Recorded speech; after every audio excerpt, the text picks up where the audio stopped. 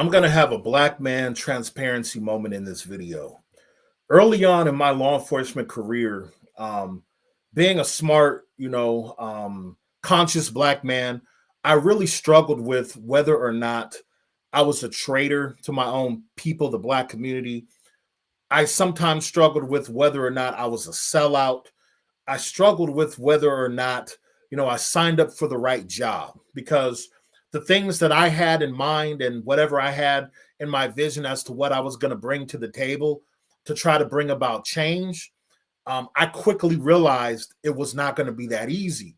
And there were many days, I'm being honest with you, that I struggled as to whether or not this was the profession for me. Now, this was early on in my career, and I no longer feel that way, and I'll tell you why. But I'm doing this video because I know there are other young black men and women that are thinking about getting into the law enforcement world, but they're struggling with these same thoughts and ideas. And I just want to encourage you in this video to let you know that the system, they need people like me. They need people like you, right? You want to treat people with respect, treat them like human beings. Yes, they did the crime. They got to do the time. You got to hold them accountable, but you don't got to punish them, right? You just do your job, do your 8, and hit the gate. Now, I'm going to share this video with you. I'm going to expand the video so that way you can really see it, because there's something that I want you to hone in on. So let me back this out and let's watch this clip. Now, I'm going to talk a little bit in this clip because just like Marshawn Lynch, when he was like, I'm just here so I don't get fined. Well, I'm just going to talk and interrupt the video because I'm not trying to get hit with a copyright strike. Where you headed? To the movies. You going to the movies? You going to a party? I just said I was going to the movies. How am I going to go to a party if I'm going to the movies? I want you to pay attention to that look. That look, I know that look. And early on in my career, that look used to haunt me. There were times where I could not get sleep in my rookie year because all I could do was see that look. And I'm going to show you who she was looking at. Movies. Where'd you get that attitude, man? Why you stop me, man? I ain't did. That's who she was looking at. And I'm going to explain to you what that look means. That look means, black man, you see what's going on with this. You see this officer is out of pocket. You see that he is disrespectful. You see that he is just doing way too much. Are you just going to stand there and just watch this other black man get violated and disrespected, and you're not going to do nothing about it? You're not going to say nothing about it? That's what that look means. And I'm telling you, man, early on in my career, my rookie year, maybe a year after, that look used to haunt me. Because again, when people get into this profession, and I can admit I was silly. I thought I was going to be able to make a difference and all these different high and lofty goals, but that's just not the case. Now let's keep watching this clip. Did nothing. What do you do for a living, Teddy? I work like you. You work. How do you afford that car, huh? It's a nice car. Cause I work like you. Work you. like me. Yeah. You sell drugs? If you do. 122 Roger, that's a 709 gone to Lawrence. That's a... All right, just like Marshawn Lynch, I'm just stopping this video real quick so I don't get hit with a copyright strike. But as you can see in this video, this is an age-old thing, right? You have the profiling going on, things of that nature. This is from the movie The Glass Shield. This was in the early 90s. And obviously, as you can see, this is Ice Cube in the clip. Raj, you know you got a warrant out for your arrest? Traffic violation? Nope. Forgot to go to court, huh? You mind if I search the car? Not unless you got a warrant. What do you got in the car, Teddy? I know my rights. Hey, man, if I arrest you, that car is mine! I can rip it apart, man. I can take the seats out. Is that what you want? Keep your hands where I can see them. They right brother. here. Now, what do you got in the car, man? You got drugs? What do you got? There goes that look again. And you seen how in that quick second, that black officer, he just kind of looked down in shame. I used to be that black officer at one point. And I knew early on in my career that I had to get out of certain cliques. I knew there were certain officers, different little officer cliques that I just, and posts that I had to stay away from because I didn't want to be a part of people that just weren't doing the right thing. Now, I know some people, let me get out of this so you can see me real quick. Now, I know some people, they're going to think, oh man, he's a punk. Oh man, he's a buster, this, that, and the other. Nah, man, I'm not a buster. I'm not a punk. You know what I'm saying? I want to lay my head down at night, and I don't want to, I don't want to have these these nightmares, if you will.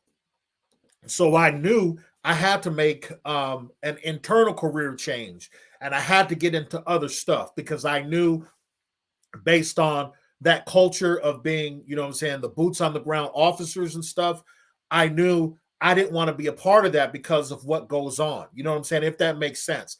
But I know there are other Black young men and women, or even older Black men and women, that have thought about getting into the profession, but some of these same thoughts have gone through your mind, and it seems like it might make you hesitant to take the plunge. But I want to encourage you to get in the profession because they need good people. We need good people, right? We need that diversity and inclusion.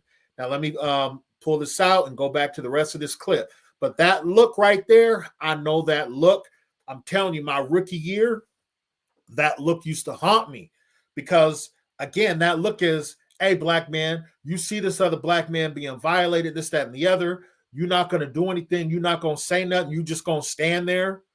Now, I don't know how many other officers are going to come on here and talk about this stuff and keep it real, right? But I'm going to keep it real on here.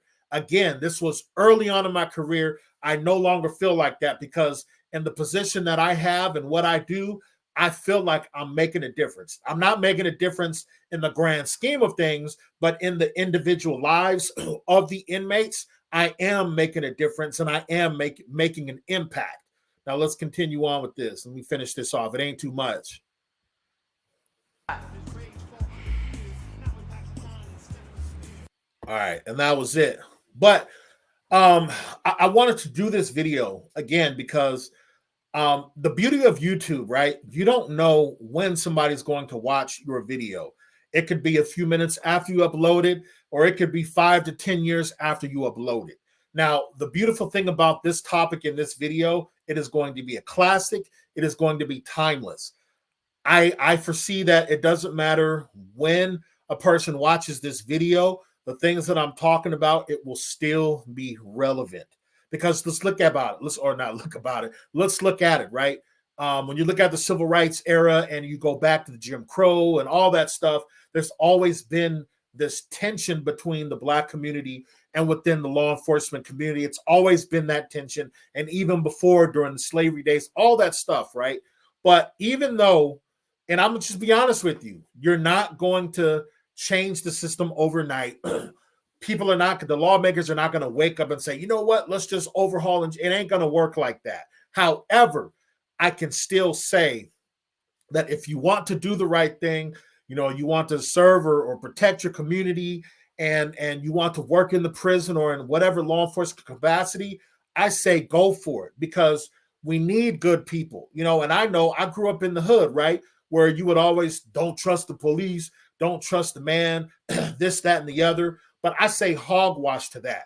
Instead of complaining about the police departments, instead of complaining about all the different things that go on, why don't you try to be the change, right? Try to be the change, right? You always talk about, oh, well, you know, all these white folks and they doing us wrong. And, you know, the Hispanic officers, they slamming us on the hood and this, that, and the other. Okay, well, why don't you apply for a job, right? Why don't you try to make a difference? You get what I'm saying? Because it's really, really needed. Now, I'm not going to go on too long with this video, but I just wanted to make it clear that there was a time in my career early on where I struggled with, man, you know, did I sign up for the right profession?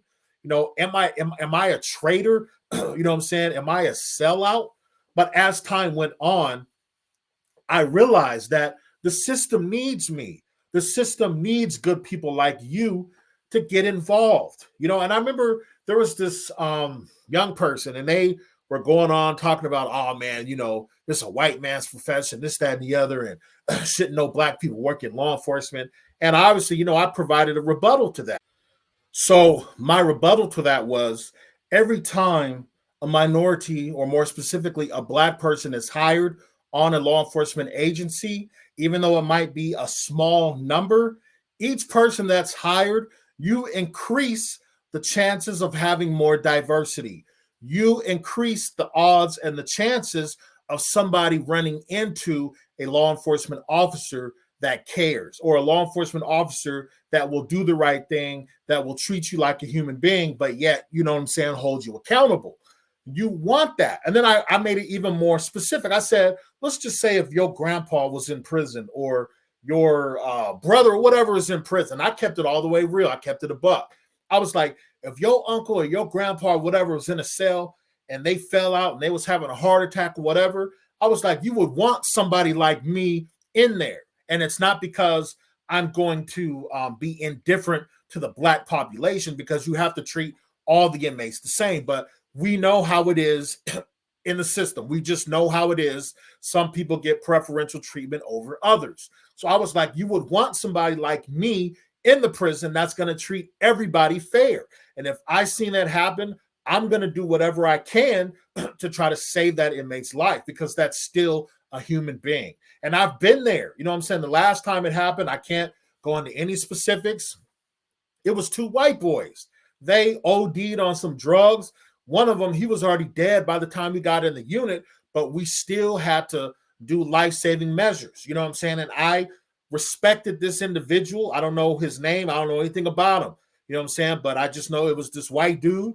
He was already dead, but we still had to do whatever we could to try to bring him back, revive him, whatever the case is, because that's a human being. You know what I'm saying? And in my opinion, I feel like one of the things that is lacking in the law enforcement world, it's compassion.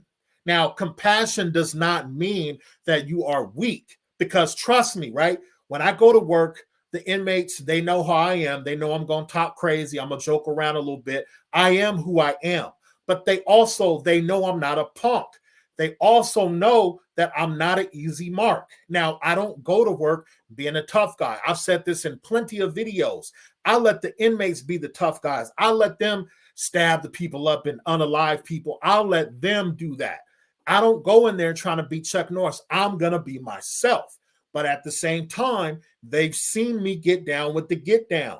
They know that I'm going to bring the funk. You know what I'm saying? So even though I show a level of compassion, that doesn't mean that you're weak. You know what I'm saying?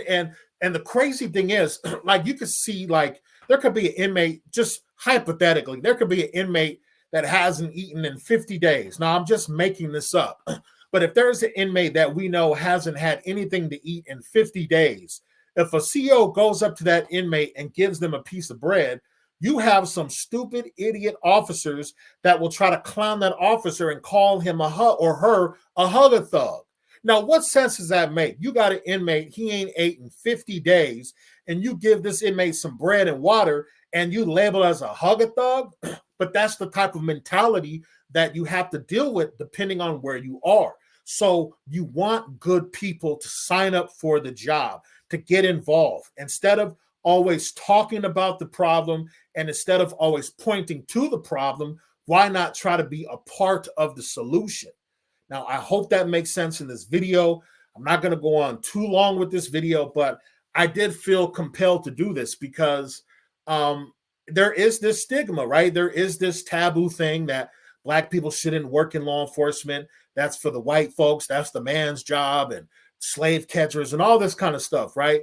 But what I say is, instead of pointing to the problem and instead of talking about the problem, try to be the change, right? All these dudes that's on the streets and they gang banging, you know, or they're in the hood or whatever, don't try to encourage the younger generations to gang bang and stuff. Encourage them to sign up, you know what I'm saying, for the police department. Sign up for the fire department, whatever, right? Just get involved in civil service, right? If you if you're just always complaining and you're never trying to do anything about it, you know what I'm saying? It's insanity. It's just insanity. So I hope whenever you watch this video, I don't know what agency you work for or department, I don't know if you're just in the background phase, wherever you are, when you watch this video, don't get discouraged. The system needs people like you. I'm telling you, man, the level of compassion, it has really gone down. Now, I'm going to play devil's advocate. I can hear some officers, I can hear it in my ears, right? Well, what about compassion? They don't care about themselves, and, they don't have compassion for society. And I get all that.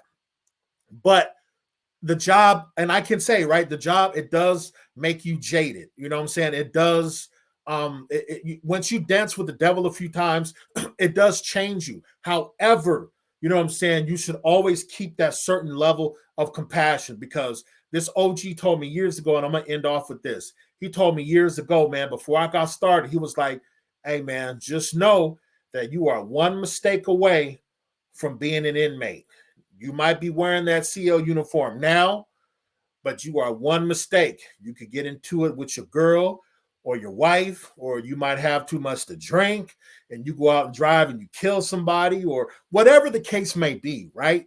You can be one bad decision away from being an inmate. So because of that, you always want to hold on to that humanity. You want to hold on to that respect for, mankind. You know what I'm saying? But again, I know some people, they're going to walk away from this. Oh, man, he's a punk. He's no good. But trust me, for anybody that's watching this, now, again, I'm not a tough guy. I don't go around acting like Chuck Norris. I be up in there acting a fool sometimes, just being myself. You know what I'm saying? But the inmates, they know I'm not an easy mark. They've seen me get down. I've had inmates come up to me like, okay, I saw you, you did your thing. That's just code for, okay, I see you with the business. So trust me, even though I'm talking about this humanity thing and treating people with respect, that does not mean that you're a coward. That does not mean that you're scared. It doesn't mean any of that. It just means that you just want to have that certain level of compassion. And I believe that's needed in so many different departments across this country. So hopefully you got some edification out of this video. Like this video, share, subscribe. If you like what I said, drop a comment. If you didn't, drop a comment, whatever it is, man. So until the next one, holla at your boy.